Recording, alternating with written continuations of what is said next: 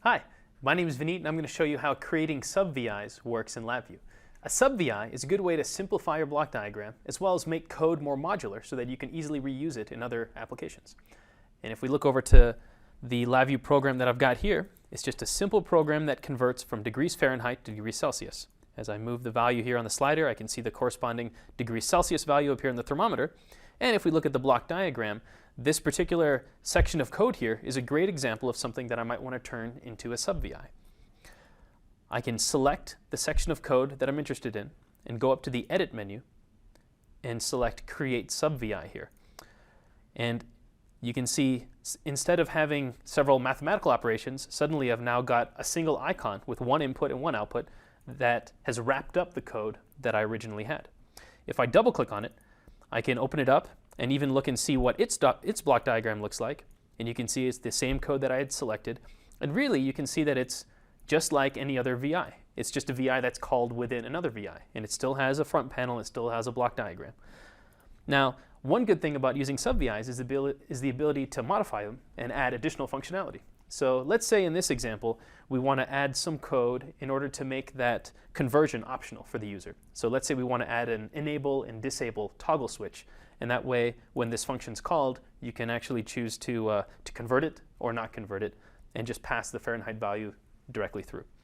I'm going to right click on the block diagram, on the front panel, and I'm going to drop down a Boolean toggle switch.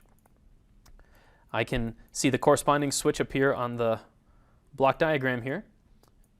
And what I'm going to do is add a case structure around the code that I want to make optional. So I can go to the Structures palette, I can drop down the case structure here, and then I can wire the Boolean toggle switch over to the select terminal or the condition terminal for the case structure. So in the true case, I want it to execute the mathematical code, and in the false case, I'm just going to pass the temperature value right through to the output. So now I've got a program that's written, and if I were to run this, I'll be able to use the toggle switch in order to convert or not convert. The last thing I want to do is actually add a connection for this Boolean toggle switch over to the terminal of the icon itself, of the sub-VI icon. So I can right click and I can say show connector, and in this case there's only two connections. There's an input and output connection. Well, I can right click on that and I can say add terminal, and now this additional square has appeared that's at this point blank. I'm going to wire this bottom corner over to this Boolean control, and now the terminal has two inputs and one output. This particular terminal is used, this terminal configuration is really what's used to connect front panel objects of a sub-VI to the calling application, to the bigger VI that's then calling it, and it's able to pass data then into and take from that sub-VI. If I switch back, I can show the icon again on the top left, on the top right, and this is just the basic default picture that appears every time you create a sub-VI. But it's also good to customize that picture in order to make it a little bit more meaningful for what that sub-VI is used for. So let's right click on that and say Edit Icon. The icon editor is here to allow us to add text and graphics and make that picture a little bit more meaningful. And so in this case, I'm just going to select everything that's there currently, and I'm just going to delete it. And then I'm going to choose a picture that better represents what the sub-VI is for. In fact, there's a picture here that has a thermometer in it.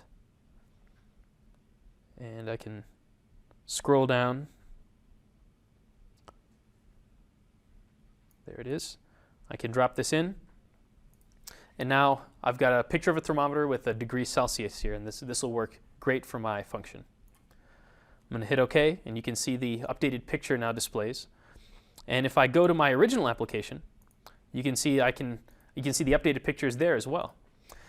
I also want to be able to relink this icon with the original one because I've added some things to the terminals. So I can right click on that and I can say relink to sub-VI.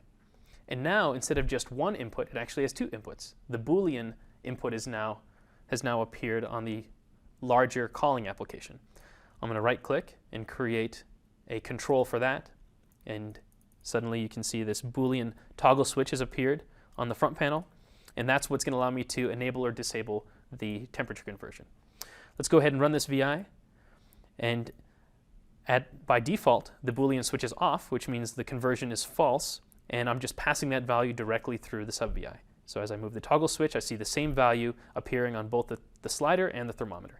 If I turn the toggle switch on, now I've got the corresponding degree Celsius temperature. And I can again move the slider and see what that corresponding value is on the thermometer. So that's a brief introduction to how creating sub-VIs works in LabVIEW.